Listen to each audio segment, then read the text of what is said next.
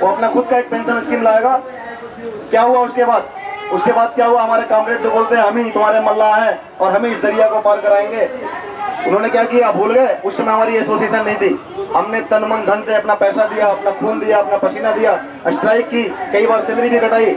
क्या हुआ? कैसे भूल गए हो?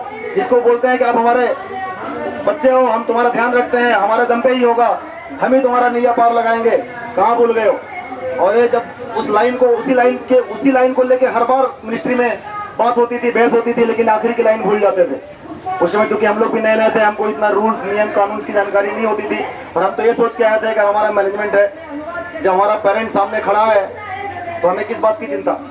जब बच्चा पैदा होता है, छोटा होता है, आप देखेंगे उसको अब इस पेड़ पे खड़े कर दीजिए और उसको बोलिए बेटा छलांग लगा दे, मैं नीचे हूँ, इतना भरोसा होता है उसको कि मेरा पिताजी नीचे है, वो बचाएगा, छलांग मार देता है। हमने भी दोस्तों, हमने भी इन्हीं पेरेंट्स के दम पे, इन्हीं बड़े भाइयों के दम पे छलांग मारी थी। चलो हम बीएसएनएल में 8 घंटे के बजाय 12 घंटे 14 घंटे ऑफिसों में बैठ के काम करेंगे, और हमारा खुद का भी इंटरेस्ट था कि हमें आना चाहिए, कंपनी में इतनी सारी चीजें सीखने को है। हम बहुत ही प्राउड फील करते थे इंडिया की सबसे बड़ी पीएसयू में काम करके,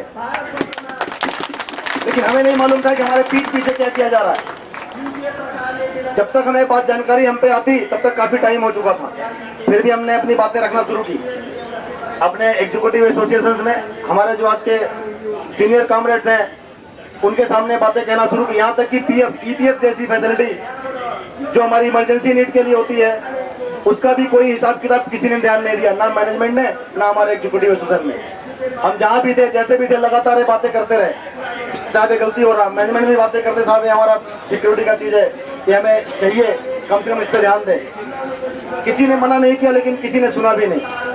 किसी ने मना नहीं किया, नहीं आप तो ठीक है, आपका बढ़िया इशू है, एक होना चाहिए, लेकिन किसी ने कभी उस पर ध्यान नहीं दिया।